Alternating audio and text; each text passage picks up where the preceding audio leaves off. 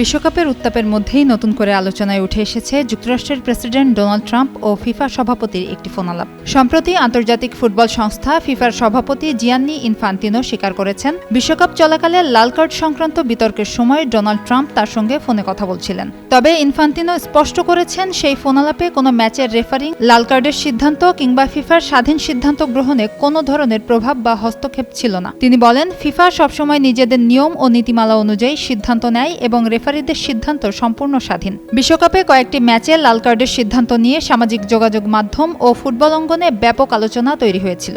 এর মধ্যেই ট্রাম্পের ফোনের বিষয়টি সামনে আসায় নতুন করে কৌতূহল তৈরি হয়। তবে ফিফা সভাপতির বক্তব্যে পরিষ্কার হয়েছে, ফোনালাপ হলেও ম্যাচ পরিচালনা বা শাস্তিমূলক সিদ্ধান্তে কোনো রাজনৈতিক প্রভাব পড়েনি। ফার্ম ফ্রেশ পাস্তুরিত তরল দুধ, বেশি ভালো দুধ।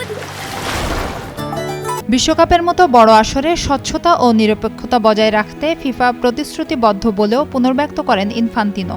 এর আগে হোয়াইট হাউসে সাংবাদিকদের সঙ্গে আলাপকালে ট্রাম্প জানান, তিনি আন্তর্জাতিক ফুটবল সংস্থাকে সিদ্ধান্তটি পুনর্বিবেচনার জন্য অনুরোধ করেছিলেন এবং শুধু ঘটনাটি আরেকবার দেখতে বলেছিলেন, কিন্তু সিদ্ধান্ত বদলে দেওয়ার নির্দেশ দেননি। ট্রাম্প আরও বলেন, জীবনে এমন ঘটনা তিনি আগে দেখেননি। ওখানে মোটেই ফাউল হয়নি। দুই ফুটবলার দ্রুত গতিতে এসে একে অপরের সঙ্গে ধাক্কা খেয়েছে, এটুকুই ঘটেছে।